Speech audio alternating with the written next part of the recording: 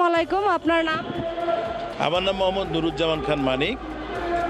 আজকে যে প্রোগ্রামটা আছেন এটার বিষয়ে আমাদের কিছু।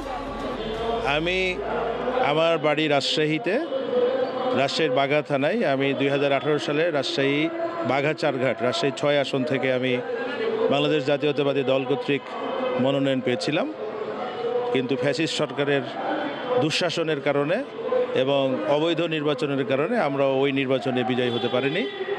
আজকে সম্মিলিত পেশাজীবীদের অনুষ্ঠানে আমাদের দলের মহাসচিব, সম্মানিত মহাসচিব মির্জা ফখরুল ইসলাম সাহেবের প্রধান অতিথিতে আজকে যে সমাবেশ ছিল সেটা 7ই নভেম্বরের জাতীয় বিপ্লব ও সংহতি দিবস উপলক্ষে।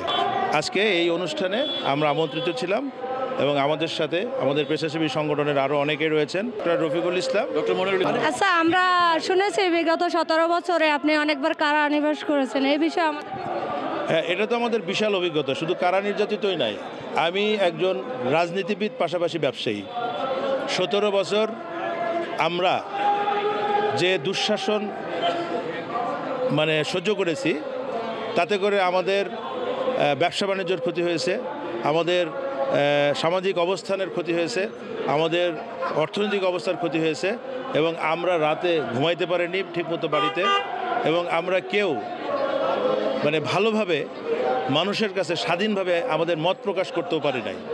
এবং এই দুঃশাসনের ফলে 5ই আগস্ট 2024 ছাত্র জনতা এবং আমাদের অসংখ্য বিএনপির নেতা কর্মীর আত্মাহুতির বিনিময়ে আমরা যে স্বাধীনতা অর্জন করেছি, এই স্বাধীনতা আগামীতে আমাদের দেশনায়ক তারেক রহমান আগামী দিনের প্রধানমন্ত্রী হবেন, এবং এই বর্তমান অন্তর্বর্তীকালীন সরকার যদি তার সমস্ত সংস্কার কার্যক্রম অল্প সময়ের মধ্যে শেষ করে একটা সুন্দর নির্বাচনের ব্যবস্থা করেন, সেই নির্বাচনে বাংলাদেশ জাতীয়তাবাদী দল অধিক সংখ্যক সদস্য নিয়ে সংসদে আমাদের প্রিয় নেতা, মহান নেতা, দেশনায়ক জনাব তারেক রহমানকে প্রধানমন্ত্রীর আসনে বসাবেন, এতে কোনো সন্দেহ নেই।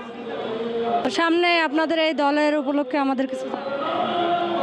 সামনে আমাদের জন্য একটা আগামী দিনগুলো, আমি মনে করি আমাদের একটা আগামী সুন্দর সূর্য উদয়ের অপেক্ষায় আছি আমরা।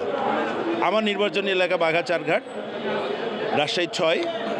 আমাদের নির্বাচনী এলাকায় মানুষ উন্মুখ হয়ে আছে ধানের শীষকে ভোট দিয়ে জয়যুক্ত করার জন্য।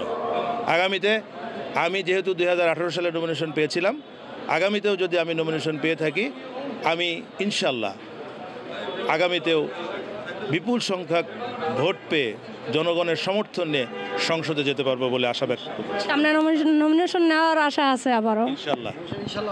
ইনশাল্লাহ নমিনেশন পাবো।